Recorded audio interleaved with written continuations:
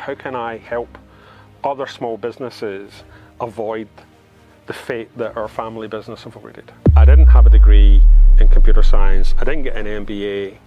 I think I felt a degree of imposter syndrome or some degree of inadequacy. And I think everybody has the capacity to do this. Is if you have some sense of, well, what is the future? What does it look like? And you can paint that picture in your head. And you can begin to feature, well, where do I play a part in that? And actually, a lot of people call that success visualization. I've got something new for you this time, a two-parter, and it's worth it. Gary Turner, if you've not heard of him, but you've heard of Xero, the small business accounting platform that dominated the industry, Gary Turner is the co-founder of Xero UK, the one who grew it from 58,000 turnover, just 3 members of staff, to over 150 million turnover, servicing more than 750,000 small business customers. So what made him the right person for the job? The right person for the founders of Xero to contact and say, we need you to grow this in the UK. For this first episode, I talked to Gary about how his childhood and his parents' own business influenced his passion for small business. His career journey and the foundations he laid throughout that time that made him just that one. I'm Richard Osborne, and this is Drive, the small business podcast from UKBF. Gary. Richard. Thank you for coming along today. It's an absolute pleasure and honour to have you here. Your name is a name that's come up a number of times in a couple of past podcasts with people with names you might recognise, and somebody who has been very well connected with small business in the small business world. So to have you sat here is an honour. So. Well, thank you. It's an honour to be invited.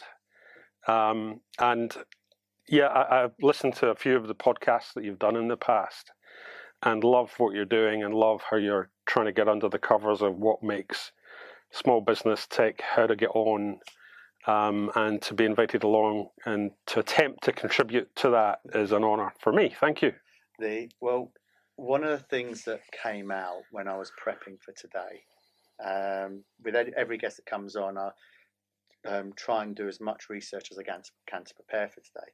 And one thing that was consistently at the forefront of every article I read, every interview I read, every podcast I listened to, in preparing for today, was your consistent values.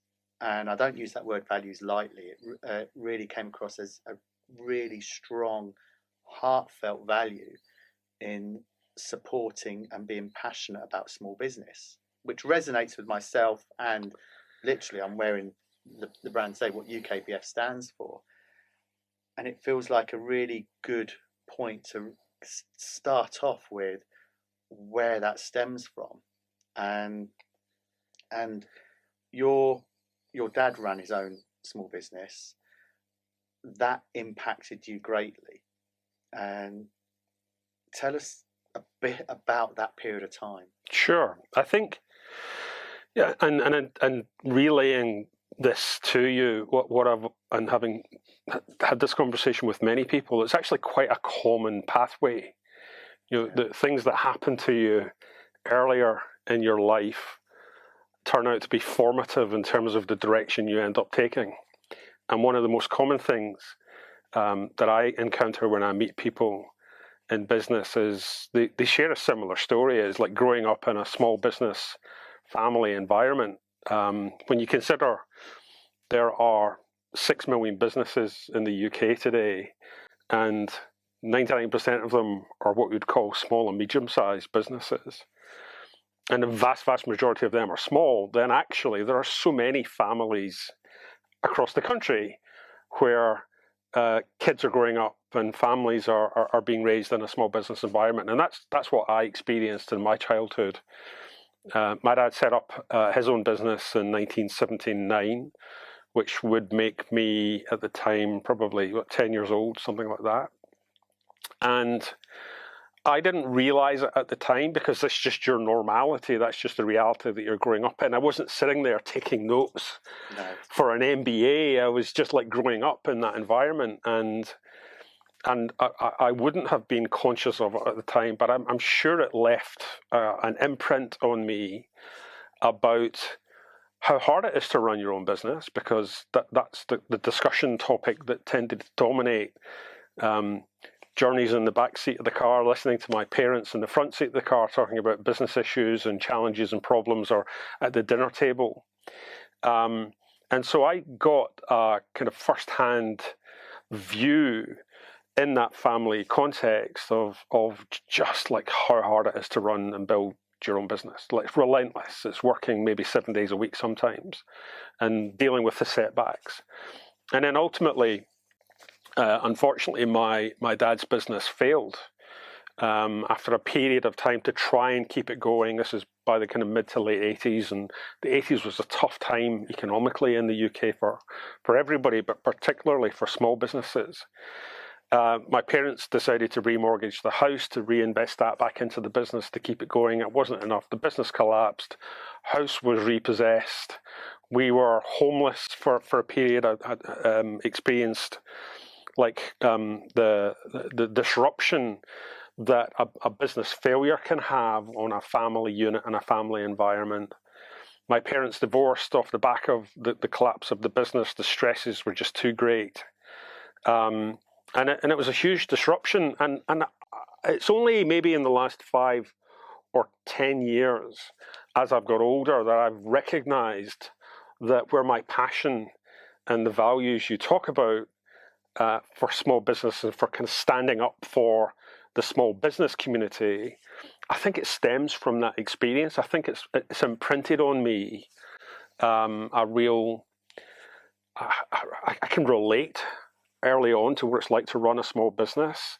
I know how hard it is, and therefore I've ended up becoming really motivated by that. I listened to a great interview the other day. And it was an investor talking about what makes a successful business or entrepreneur. And it's like, you have to have a great idea, you have to have motivation and be able to hire good people, but you also have to have a bit of vengeance in you. You need something. You need to prove a point. You need to remediate something. You know what I mean? And for me, it was definitely. How can I, unconsciously at the time, but I think it was definitely driving me, how can I help other small businesses avoid the fate that our family business avoided? This is, when I was reading this and listening, sort of finding this part, just so many emotions went over me, because during that same period of time in those 80s, my stepdad had a building business that went under, and at that same time he disappeared. So you could say my family came apart at the same time. And as the elder son, I was the one dealing with the bailiffs and the people coming along to collect money, and ultimately the family home was repossessed, and we ended up homeless. So it was sort of going through that experience. You're totally right, and feel that a business gives people so much opportunity to achieve things they want to achieve in whatever shape that takes, but the impact it has on the house, on the home, is polar opposite. It goes from such highs to such lows. There's no middle ground, it feels like. No, and I think what sometimes annoys me is when the media or when the news features small business stories. Historically, they'll send a reporter out to some industrial estate to speak to some kind of metal fabrication workshop owner as the voice of small business. And that's as much as they typically invest in really understanding. All the people you see on Question Time, all the people you see getting the real profile in the mainstream media tend to be the big businesses and the banks and the big CEOs. And they represent the minority of our economy, both in terms of like economic production as well as workforce. And it's the majority of small businesses that generally don't get the time of day, have to do their own profile building. So many. Completely. When you think about how many millions of businesses, there's 6.5, so somewhere along that. 6, yep. 6 million. And the depending who stats, it's usually around the 98% or 99% or variations in that are the small, the smaller end of the small, or the micro businesses. And just that tiny little 800,000 or so are the businesses that get the airtime, whether that's to Westminster or whether that's to media, as you say. But this podcast, actually the point that we're sitting here is the people, talking about the people who you'd walk past in the street, who are small businesses, might be working from home or a small office, that are the majority of all the businesses across the whole of the UK that just do it. Just get on and do it. There's this concept of like six degrees of separation, a principle where you can connect with anybody in the world through 6 relationships away. I think it's like 0 degrees of separation for small businesses. Everybody runs as a family member, a friend, a neighbour who's running their own small business. They're much more relatable. And I don't think the big kind of talking shops, whether that's the CBI or some of the other institutions that are out there representing the voice of business, don't really represent the voice of small business. And so I love the fact that you are doing what you're doing, because somebody has to do that. Somebody has to surface the insights, the discussions, the points of contention. And if that helps 10 businesses or 100 businesses or 1,000 businesses, it doesn't really matter. It's the aggregate of all of those efforts, I think, could be a real powerhouse for learning and development, because there are so many people that just need help. They're sitting in their home offices, they're sitting in an industrial unit trying to work out how to make things, how to make the wheels go round. And so well done for doing what you're doing. The moving it onto you, one of the interesting things I felt about your journey is we'll get to the destination of Xero and your involvement with Xero, but you seem to be doing things, or your path seemed to be guiding you towards Xero in whichever way, that shape that was taking, right down from the very early days of a BBC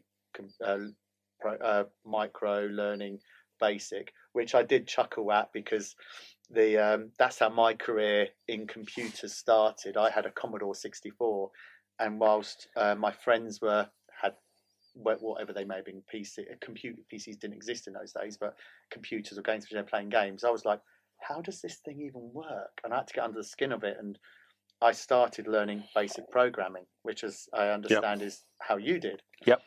And then, sort of jumping forward, you had quite a career growth within a company called Pegasus, which I'll ask you about that career path. But just to drop in there, my first business was a reseller of Pegasus. Right. So our paths were very close in those days without even realising. But what did Pegasus give you in that sort of career progression and in that software industry? And how did you find that? Do you know, I think in many ways today, I think I'm the same person I was 30 years ago, right? The motivators that drive me and get me going and make me go the extra mile, or get me excited about what the potential of technology can be, I think I'm still doing the same job. I've just learned a lot more in 30 years. And so when I went to Pegasus, I'd spent about 5 years so the first part of I was 25, 26 when I went to Pegasus. So from the age of 20, 21, and by the way, I didn't go to uni. I did okay at school. I was a pretty lazy learner. I did the minimum viable amount to get the grades that I needed to get. My real love was computing, so all of my focus and time went into that. And I loved learning basic, loved programming, loved building things and software. And I remember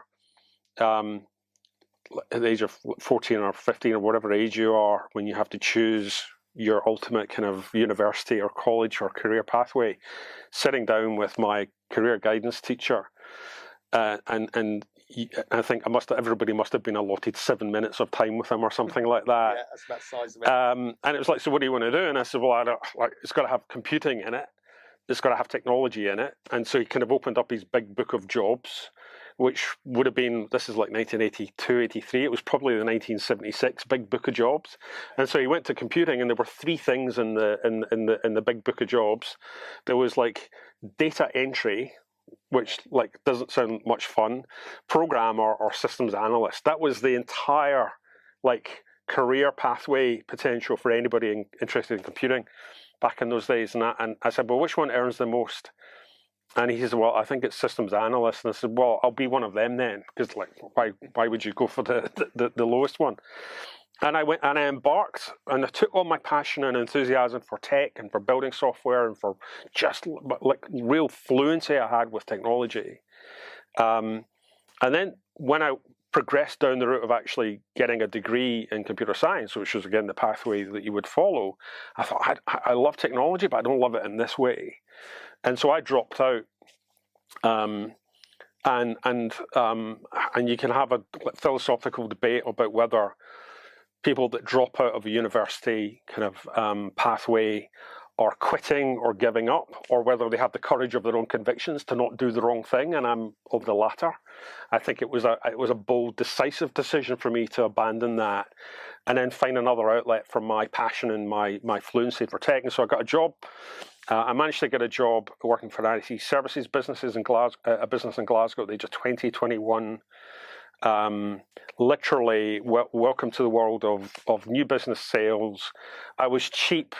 It didn't cost a lot to hire me. I was enthusiastic about technology. So go and put me in front of lots of business owners and get them to buy technology. And so I learned the world of business and products like Pegasus and accounting, and that was my degree. Remember that kind of 5 years from 20 to 25, I learned more about the world of business, about technology, through the lens of tech and through the lens of helping businesses with tech. And so by the time I got to 95, which is when I joined Pegasus, I was like this really enthusiastic advocate of technology. I think I still am. I love tech. I love change and disruption. And I spent 4 or 5 years working with a whole bunch of what would then be the Pegasus reseller community. So I was living in Glasgow, my hometown, and I was the kind of northern regional manager. And that was an amazing time, because 95 is when probably people began to hear the term World Wide Web for the first time. Yeah. So software up to that point had just been software you put on a network, on a file server, and the only way to share the contents of it was literally a printer or floppy disks or something like that. Or maybe if you were lucky, you had a modem and you could connect computers together that way. And so my first few years at Pegasus were amazing, because it was like, what is this internet thing? What does the web mean for business and for business software? And I think everybody had a sense in 95 that this was big. It was hard to pinpoint what it meant, how it was going to manifest itself, but there's a real sense in my mind, at least, that this change of connecting everybody together on the internet was going to be a game changer. And so that, combined with, who can forget the millennium bug of the first of made a good bit of money out of that. 1st of January 2000, and by the way, there's a whole now kind of like counter narrative surrounding that, and it's really ignorant. There's so many people to think that the millennium bug was just a hoax, and it, like in it because planes didn't fall out the sky was actually just a hoax. I can assure you it wasn't a hoax. Working in Pegasus, our software only had 2 date fields. Right, so if you put in 98 or 99 and then you put in 00, the software defaulted to thinking it was 1900 again. And so the Millennium Bug and the internet through the kind of late 90s enabled me to, I just had a ball because everybody was moving to Windows, everybody was networking computers together, everybody was upgrading to modern software for the Millennium Bug. And so crossing over into 2000 in Pegasus, I'd had a ball for 5 years. It'd been great learning and building my own skills and awareness and ability as well. Like where I picked up this impression that was all you're alluding to it there as you're talking, and I'm that during that time you knew something big was coming down the road, and you was trying to get on the front foot of what it was. And 2 things you did during that time that impacted you quite a bit from what I could make out. The first one I'd literally ask, and I'll just word it as, tell us about the Clue Train.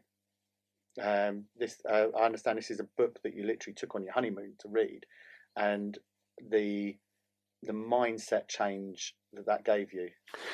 I think you're right about this idea of constantly trying to predict where things are going, and that for me has been a pretty helpful survival skill. And so round about the time of 2000, and by 2000, of course, the internet .com bubble is at its maximum frenzy and froth, if you like. And if you didn't have a website, then you didn't have a business. If you weren't investing in getting out there and building online, like 5 years into the world of business web, if it was then. And so I thought, like, the game's up. The old world of software is finito.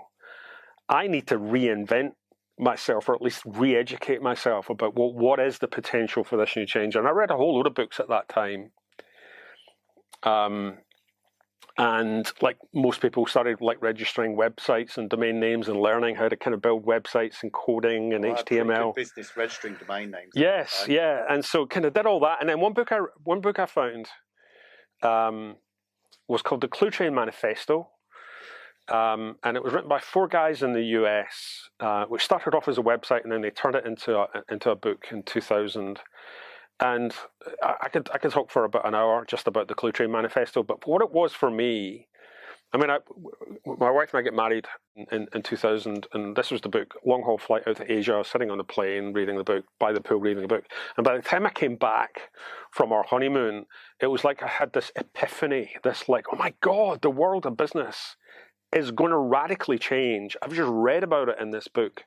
I've read about many of the values and principles that were in that book.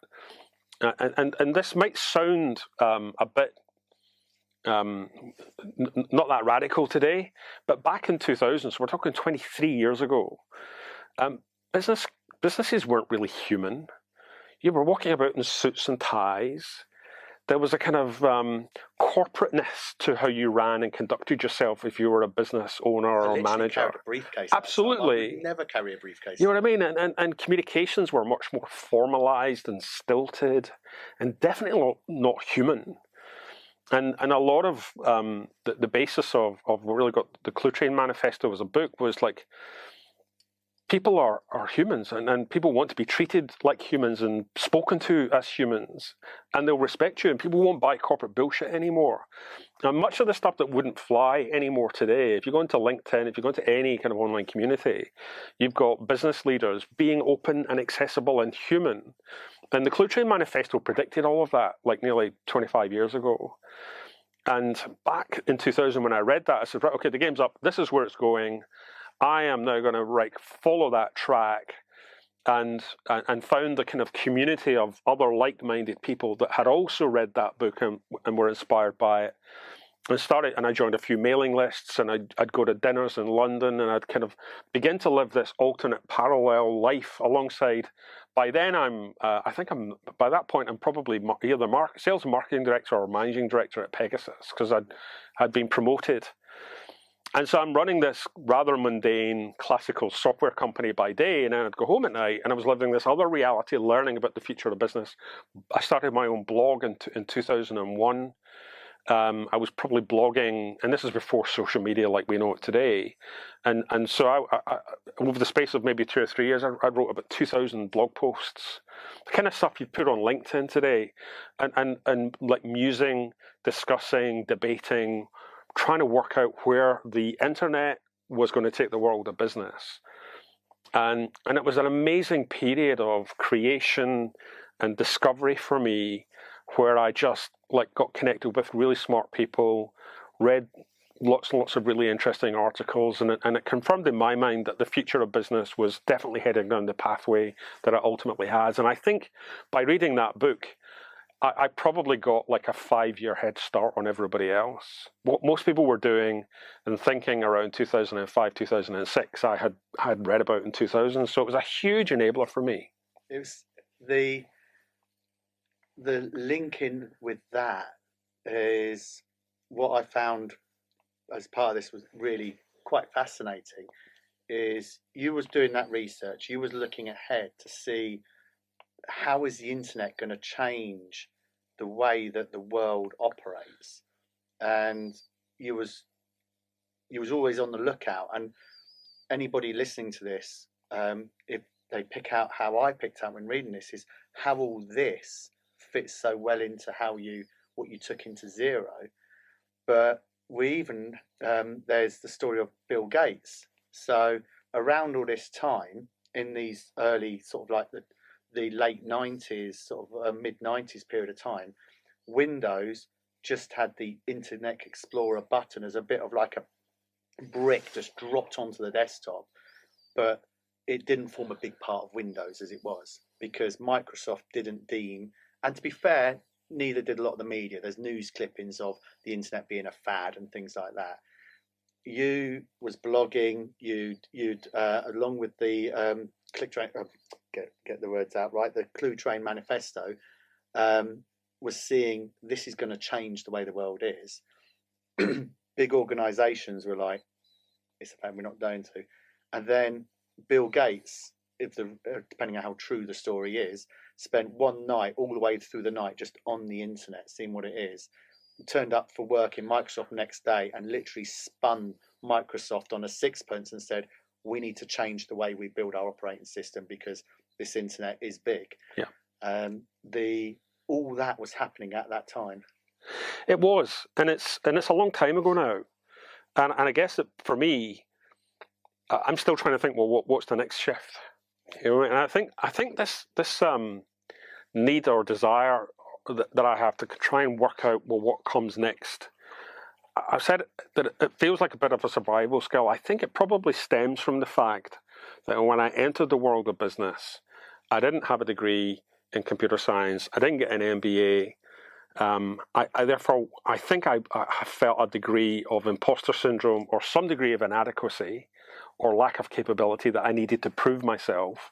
And I remember when I was 20, when I got my first job in an IT services business, I'd wait until everyone went home at night, and I would be the last person out of the office. And then I'd go into my boss's office and read all of the journals and magazines that he subscribed to around like Unix and the emergence of new operating systems.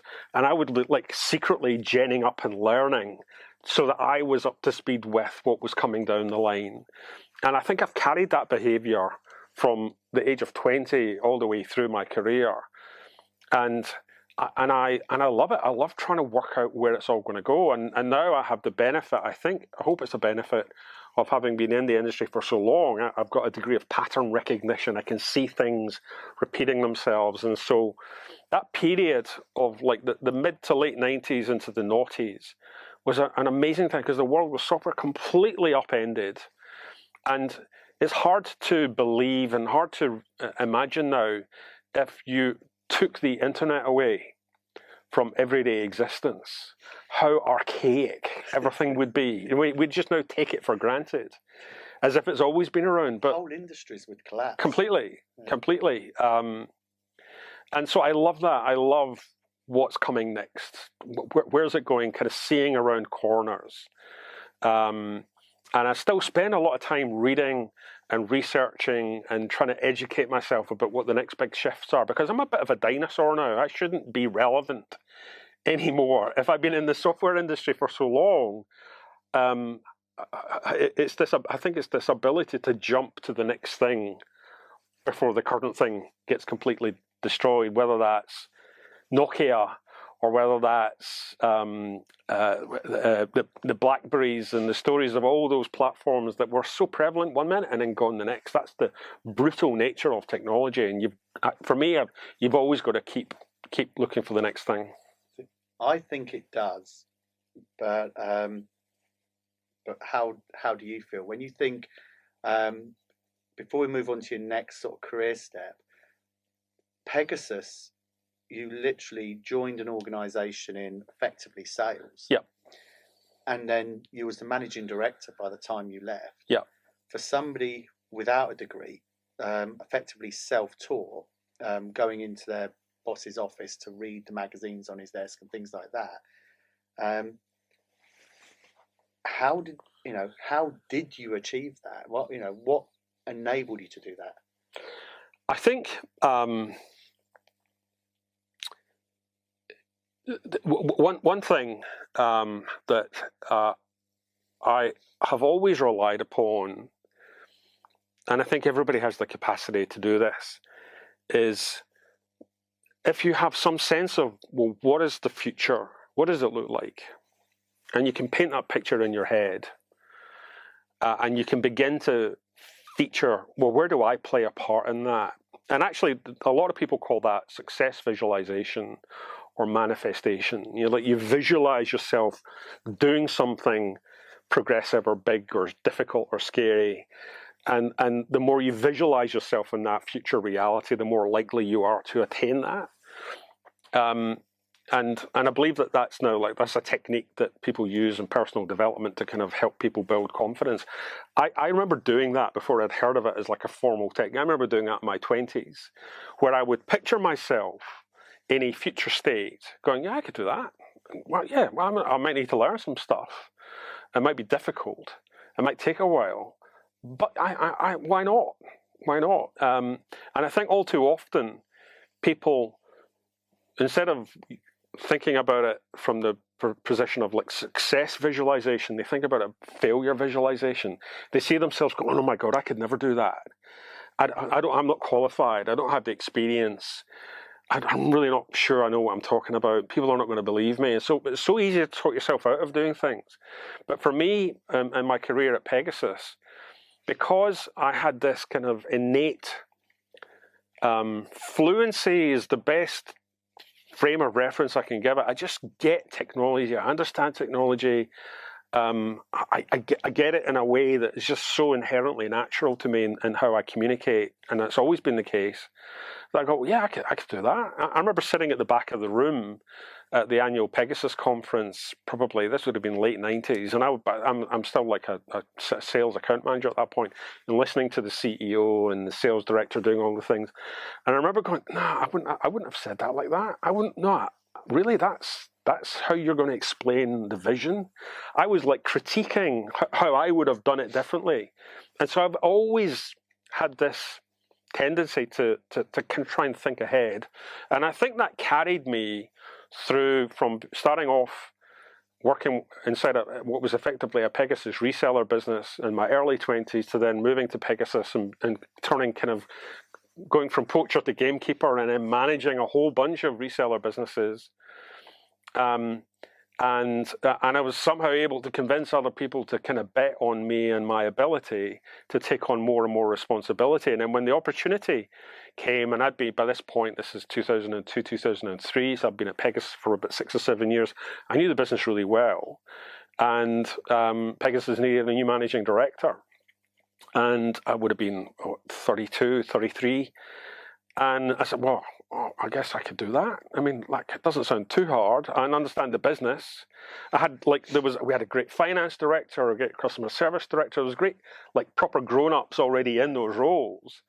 And I thought, well, I know how to sell software. I know how to get people excited about software, and why not? Well, I gave it a crack, and I did it for 4 years, and I loved it, and I learned so much. That was like the beginning of my career in management. I'd only really been managing people for about a year or two, probably not even that actually, for about a year. I'd become a people manager, and I'm learning all about managing people. And then I'm managing director, running the whole business of about 120 people, and just following my instincts and following just what is basic common sense. Still reading a lot, like, so what does it mean to be a successful manager? How do you lead people? Did that for 4 years, and that really gave me an amazing grounding in what it means to become a leader, to aspire to becoming a leader, and what you need. You never really nail it, you're always learning, but it began then for sure, and I got a great education at Pegasus. Yeah. And during this time, you've mentioned already, you was blogging whilst you was in that role, you was still, things were happening around business and technology, and you were still sort of looking for what, trying to predict what's coming down the road.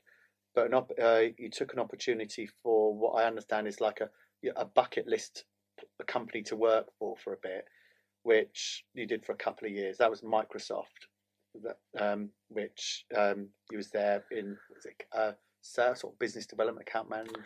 It was a product marketing director, so in the kind of ERP and accounting software and CRM division inside of Microsoft, and I did product marketing there.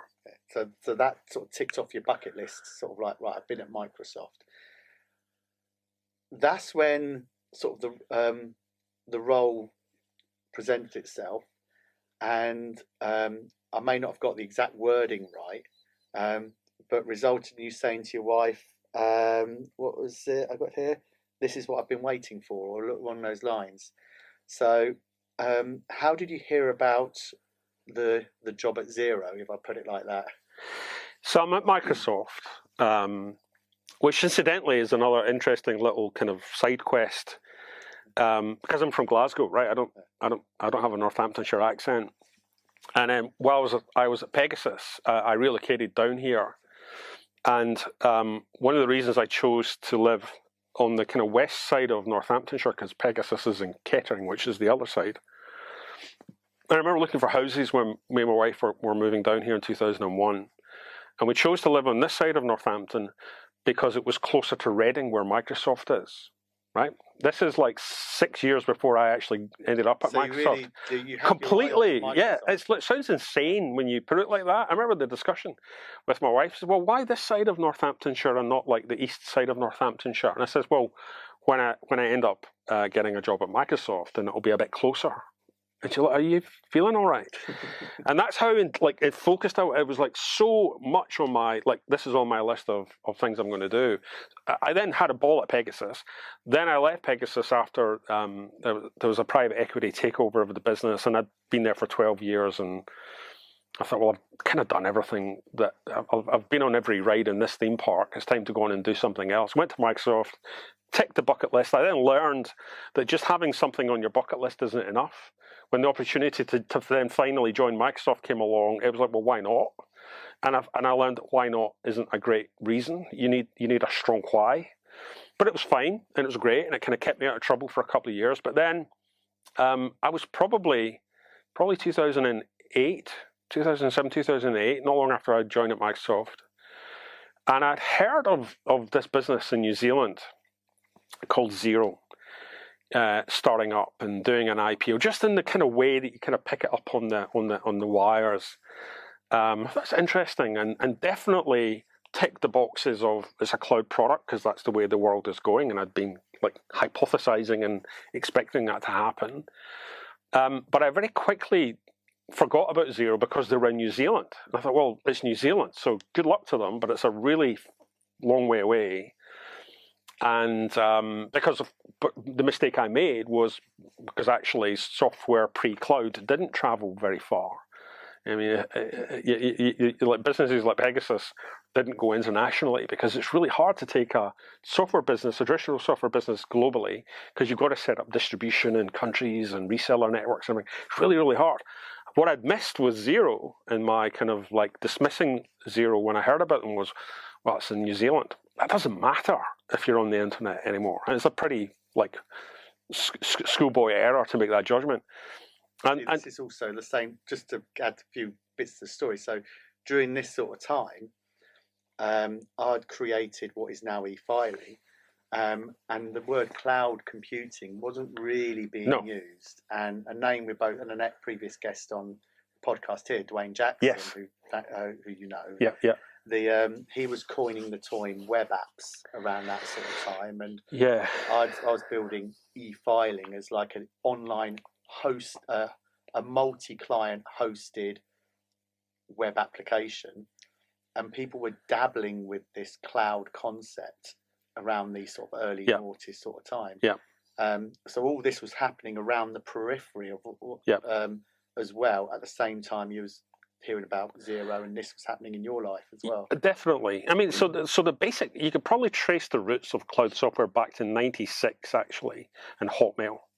Hotmail is probably the first example of an application in a web browser, really basic by today's standards.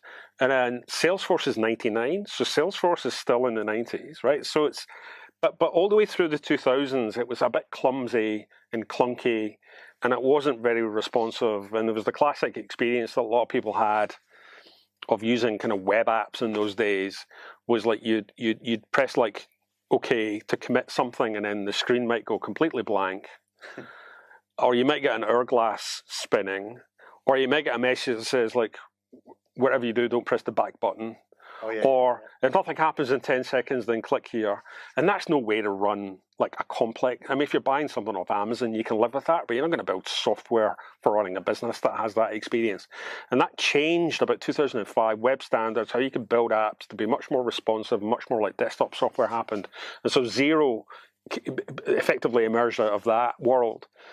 And so I heard of Xero getting going in New Zealand, and I thought, that's great, crack on, good luck to them.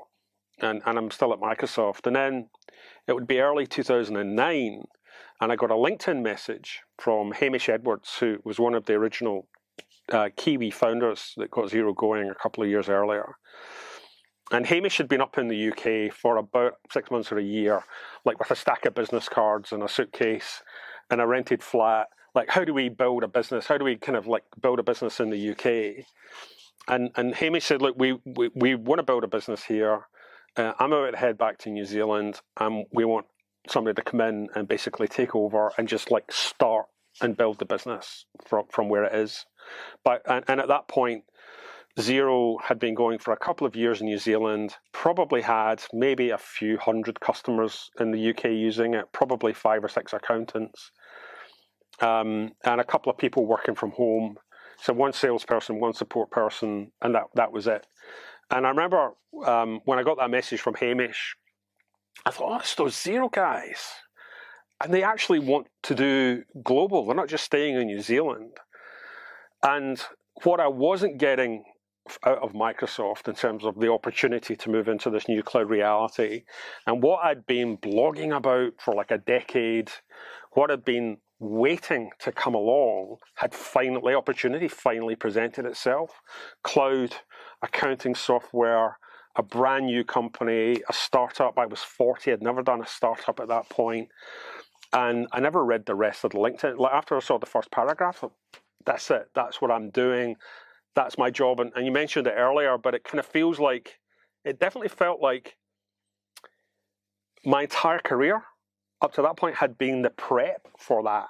Yeah. You know what I mean? It was like the culmination of everything I'd learned about management, about leadership, about marketing, about sales, about tech, about everything culminated in that point in time. And the opportunity to do Xero came along, and I'm like, I'm in. Like, I'm done. And I remember when I spoke to my manager at Microsoft and says, I'm leaving. Where are you going? I'm going to work for this startup software company that nobody's ever heard of from New Zealand, doing cloud software, and it's going to compete with the big incumbent, which would have been Sage in those days. And you can see people were worried about me, going, "Are you okay? Are you feeling all right?" The Because thing with that time is, during that time, Microsoft was relying on their shifting boxes. Yep. And I'll quote Dwayne again here when he was talking about the incumbent at Sage, is that software businesses like Microsoft and Pegasus and Sage were relying on, and I was explaining to my colleagues prior to when I was sort of having this conversation, we're very much based around, we'll sell you a product, we'll come along, it'll cost you X amount, how much it's going to cost to sell, and we'll come in and install it for you on lots of floppy disks or however it all was at the time. Yeah. And if it's a bit too complicated to use, we'll sell you a support contract as well. So it wasn't really in their interest either, cynically could be said, to make it too easy to use. Yeah. But you're in a company, Microsoft, that is hanging on in there. It's almost like the Polaroid of cameras. They were in, I would say, in that sort of danger. So you've got that. But what I found really fascinating about your prep for this is that you almost subconsciously knew this was coming, and then it landed on your lap.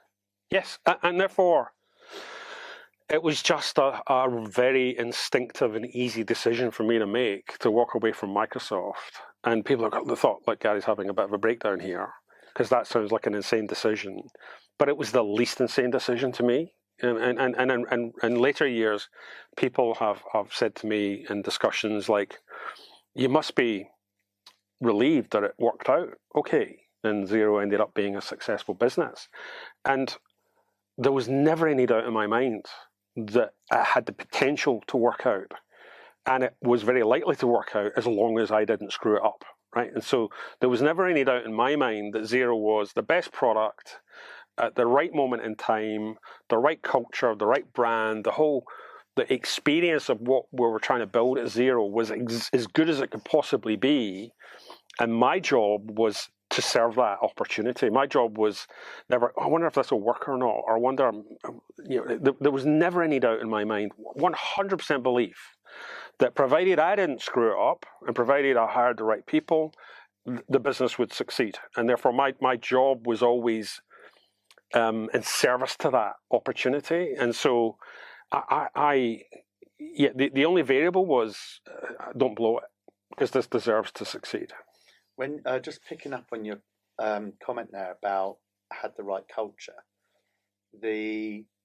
because to me, looking in, the company at the point when you got involved, you just said had only 3 people. Now it's widely publicised, so we know that at the point where Hamish brought you in to literally effectively co-found and MD and build this up, it was only turning over 56,000 a year, had 3 members of staff. So when you say it had the right culture,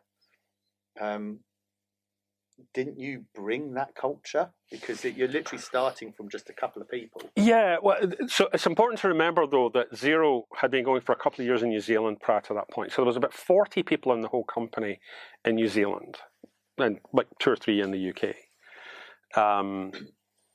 But you could pick it up. I remember speaking to Rod Drury, who was the principal founder and CEO of Xero for its first 11 years. And Rod's a couple of years older than me, of the same kind of generation and vintage. Rod was a blogger when I was a blogger. Rod was, where's it all going? Loves the concept of big ideas, disruption, change, kind of creative destruction. I'll just jump in at that point. Yeah. So if he was a blogger doing the blogging at the same sort of time you was, had your paths inadvertently crossed during that time? They might have done. They might have done. I don't remember. I'm sure, because it was quite a small community. I'm just wondering whether, like, how they found you, or whether by you taking that conscious step to go out there into the public, online. Definitely, yeah.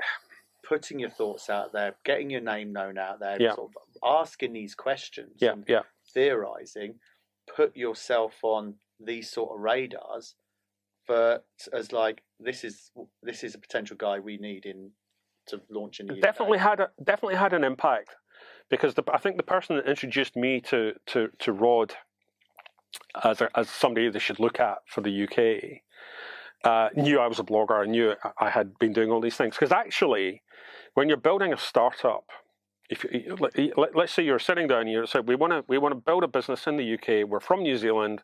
We've kind of built the prototype product. We've got a couple of thousand people in New Zealand using it. We now want to go global, and we want to set up in different countries. And we need somebody to basically kind of seed the market and build it and run it. You probably wouldn't hire an executive from Microsoft to do that. You know what I mean? There's a kind of counterfactual there that's what Xero did, and I think a big part of the reason that I got to do Xero was because my credentials were also not just the guy from Microsoft or the guy from Pegasus. Actually, there's like gigabytes of nonsense I've been writing for the last decade about this stuff. And so I'm sure that certainly, I probably stood out a little differently from a conventional big software company executive there. And what that meant was it was really easy for Rod and I to empathize. It instantly kind of clicked, and we liked the same things, and we saw the world the same way. And I think that was a big part in what got me into Xero, definitely. I hope you enjoyed this first episode with Gary Turner. Watch the next one, where we pick up from where we left off, and Gary shares the challenges and the decisions he made in taking Xero all the way up to that milestone of 150 million plus turnover. I hope you enjoyed watching this interview. Please remember to hit subscribe and like. It really helps us with the algorithms for YouTube, and I'll look forward to bringing you more interviews in the next episodes of Drive, the small business podcast from UKBF.